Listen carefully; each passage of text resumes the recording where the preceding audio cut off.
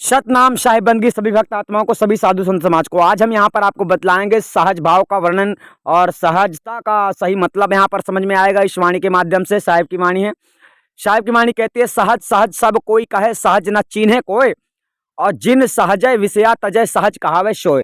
आइए जानते हैं, लोगों ने कहा है, लोग जानते हैं, आप लोग भी जानते होंगे, साहिब ने कहा है संतो सहज समाधि भली। ठीक है, सहज सहज की बात तो दुनिया करती है। चलिए जानते हैं सहज का सही मतलब क्या होता है, सही भाव अर्थ क्या होता है।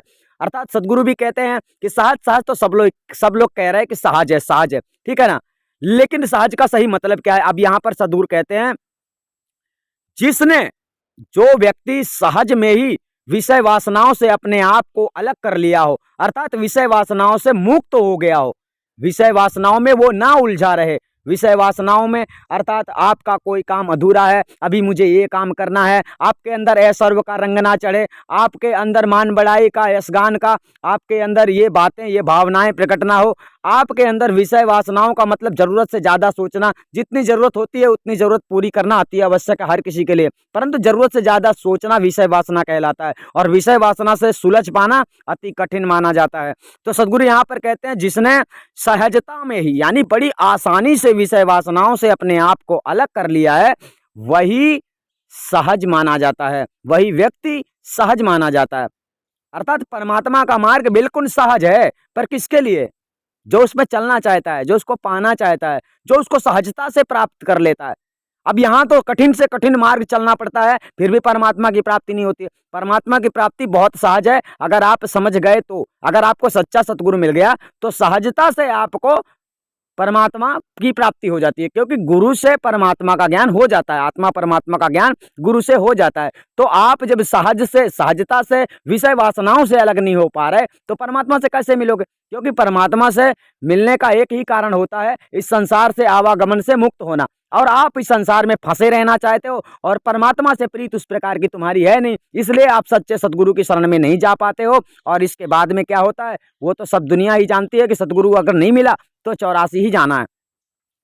तो सहज सहज आप तभी कहलाएंगे जब आप सहजता, बड़े सरल से, मतलब बड़ा कठिन है इस मार्ग पे चलना, परंतु जब आप सहज रूप से विषय वासनाओं से मुक्त हो जाते हैं, यानी बड़ी आसानी से, आप कुछ भी कार्य जरूरी नहीं समझते हैं। आप जब समझ लेंगे कि परमात्मा का मिलना ही जरूरी है, परमात्मा के मिल जाने के बाद फिर हमारे लिए कुछ भी जरूरी नहीं है, जब आप ऐसा समझ लेते हैं तब आप सहजता को धारण कर लेते हैं। जब आप सहजता में आ जाते हैं तब आपके लिए कोई भी कार्य कठिन नहीं होता, सतमार्ग पर चलना आसान हो जाता है।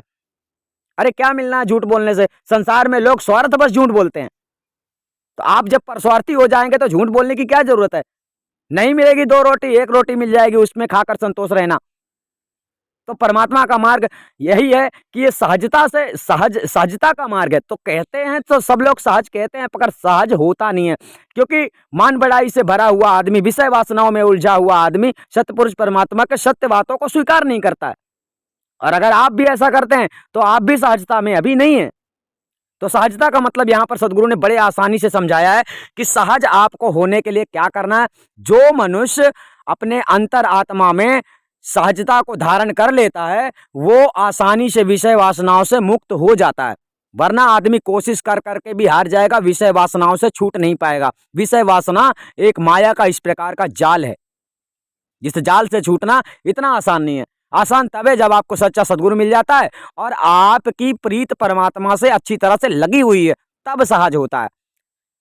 वरना आपकी परमात्मा से प्रीत अच्छी तरह से गहरी नहीं लगी हुई है, तो फिर आपकी लगन परमात्मा से जब नहीं है तो संसार से है, अर्थात माया से है। तो माया से लगन लगी है, तो फिर जहां आपकी लगन लगी है आप तो वहीं जाओगे। अगर आपकी परमात्मा से लगन लगी है तो आपकी लगन गुरु चरणों में लग जाएगी। जब आपकी लगन गुरु चरणों में लग जाएगी तो गुरु तो परमात्मा से बड़ा माना जाता है, गुरु परमात्मा का ही रूप है, क्योंकि गुरु से जो है ज्ञान प्राप्त होता है। और ये आज की बात नहीं है, सर्वप्रथम जब जगत में सदगुरु कबीर साहब आए तो वो परमात्मा ही तो थे, उन्होंने ही तो गुरु बनकर ज्ञान दिया। तो आज जो गुरु मिलते हैं, जो भी आपको गुरु मिलते हैं, जो आपको सच्चे गुरु सतगुरु मिलते हैं, वे परमात्मा से कम नहीं है। आपको ये समझना है। जब आप इस प्रकार से समझने लगते हो तो आपकी परमात्मा से तो क्या, गुरु से लगन लगी जाती है। जब आपकी गुरु से लगन लग जाती है, परमात्मा की मर्यादा बच जाती है। अब आगे चलते हैं और कुछ। जो कुछ आवे सहज में सोई मीठा जान, कड़वा लागे नीमसा ऐसा ऐचा तान। अब यहां पर समझते हैं, जो कछु आवे सहज में, जो कुछ आपको सरलता से मिल जाता है वही सत्य है और वही मीठा है, ये समझ लेना। अब देखो सहज की बात क्या है, सहज की बात हम आपको यहां पर बतला देते हैं। जो सार शब्द होता है वो सार शब्द आपको सहज रूप से मिल जाता है। किससे मिलता है? भेदी गुरु की शरण में जाते हो जब आप अगर भेदी गुरु की शरण में हो और भेदी गुरु ने आप पर भरोसा कर लिया, विश्वास कर लिया, तो आपको बड़े सहज में उस सार शब्द महाचेतन आत्म स्वरूप का ज्ञान करा देता है, जिसके लिए संसार भटकता रहता है। जब आप उस सहज को प्राप्त कर लेते हो बड़े सहज में, संतो सहज समाधि बली, उसे बड़े सहज से आप सहजता से प्राप्त कर सकते हो। उसके लिए कोई कठिनाई नहीं है। जैसे दुनिया के लोग बताते हैं इस तरह बैठो, वहां ध्यान लगाओ, वहां ध्यान लगाओ, ये जप करो, वो तप करो, इस प्रकार के आला माला जपने वाले लोग, जंत्र मंत्र जपने वाले लोग, विधि विधान करने वाले लोग परमात्मा की प्राप्ति नहीं कर पाते। परमात्मा की प्राप्ति तो भेदी गुरु से होती है। आपको सच्चा सतगुरु नहीं मिला है तो वो परमात्मा की प्राप्ति नहीं करा सकता। कोई विधि विधान है ही नहीं।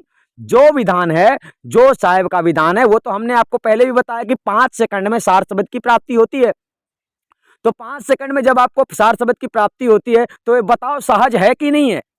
तो साहेब ने कहा वही मीठा है। तो सहज सहज इसीलिए जो कछु आवे सहज में, ये काम आपका सहज से पूरा हो जाता है, बहुत आसान तरीके से पूरा हो जाता है। अब कड़वा लागे नीम सा। अब जो मार्ग दुनिया वाले बतला रहे हैं कि माला जपो, कि सोहम जपो, कि ओम जपो, कि फलाना जपो, कि ढिमका जपो, ये क्या है? ये नीम सा कड़वा है। कहने का तात्पर्य ये गलत चीज है जो आपको बतलाया जा रहा है। इसमें जामे एचातान, एचातान मतलब इसमें छल कपट सब कुछ चलता है। आइए जानते हैं छल कपट कैसे आप समझोगे। छल कपट का मतलब होता है, मान लीजिए आपको किसी ने ध्यान लगाने को कहा है, ठीक है ना, तो आप ध्यान लगा रहे हैं, ध्यान तो लगा रहे हैं, किसका ध्यान लगा रहे हैं आपको वास्तव में पता नहीं है। तो आपको जिसने ध्यान लगाने के लिए कहा है वो कुछ भी बता देगा, ये धुन प्रकट होगी, ये फलाना कोई प्रकट, अरे कुछ भी प्रकट हो सकता है, ज्योति प्रकट हो सकती है, ज्योति के दर्शन हो सकते हैं, शंकर जी के दर्शन हो सकते हैं, कबीर साहब को जिस रूप में आप तस्वीरों में देखते हैं वो भी प्रकट हो सकता है। ये सब निरंजन का स्वरूप है। ये ऐचातान का मतलब कपट, छल कपट होता है। इस मार्ग में अगर आपको परमात्मा भेदी गुरु से प्राप्त नहीं होता है तो इस संसार में आपसे कोई भी छल कपट कर सकता है। आपको एक ही सिद्धांत जानना है कि भेदी गुरु से हमें परमात्मा आत्मा परमात्मा का ज्ञान प्राप्त करना है। आप स्वयं से आत्मा परमात्मा का ज्ञान नहीं कर सकते। अगर ऐसा कर लेते हैं तो फिर गुरु मिथ्या है, जगत में गुरु का कोई काम ही नहीं है। लोग कहते हैं गुरु मार्गदर्शक होता है, गुरु मार्गदर्शक नहीं होता, गुरु तुमको कंधे में बिठा कर ले जाता है। समझ लीजिए आप अच्छी तरह से। अब वहां पर आपको छोड़ देगा, आप वहां से फिर भाग जाओ या रुको या ठहरो, ये बात अलग है। गुरु आपको पूर्ण मंजिल तक पहुंचाता है। तो परमात्मा के दर्शन भी आपको गुरु ही कराता है। परंतु जो ध्यान वगैरह, नाम जपने की फलानी ढिमका जो विधि तरीका जो भी बतलाते हैं, ये सब छल कपट का खेल है, ऐचातान का खेल है। यानी ऐचातान यहाँ पर जो आया, ये छल कपट की बात आ गई है यहाँ पर। यानी आपसे छल कपट हो रहा है, आप भी छल कपट से दूर नहीं हट रहे, क्योंकि आप लोगों को ऐसा मार्ग बताया नहीं गया। सदगुरु का जो सच्चा मार्ग है, सदगुरु के मार्ग में छल कपट विरुद्ध है। अर्थात आप छल कपट अपने अंदर रखते हैं, परमात्मा को कभी नहीं पहचान सकते। परमात्मा तो स्वयं कहते हैं अपने वाणी में कि मुख कछु और हृदय कछु आना, सो निश्चय मोहि नहीं जाना। तुमको कितना भी ज्ञान हो जाए, अगर तुम्हारे अंदर से छल कपट नहीं गया है तो तुमने परमात्मा को नहीं जाना है, और ना ही तुम परमात्मा को जान सकते हो। ये निश्चय रूप से अपने हृदय में धारण कर लो। और अगर तुमने परमात्मा को तुम्हें जानना है, परमात्मा को चाहते हो, तो आज भी अपने अंदर से छल कपट को खत्म कर दो, यानी निश्चल भक्ति करो और परमात्मा के लिए समर्पण हो जाओ, कुर्बान हो जाओ। तो परमात्मा को पाने का आपका ये रास्ता जो है पूरा होगा, ये मार्ग पे आप चल पाओगे। और अगर डरते हो तो डरने वाले लोग इस मार्ग पे नहीं चल पाते हैं, मंजिल को प्राप्त नहीं होते हैं।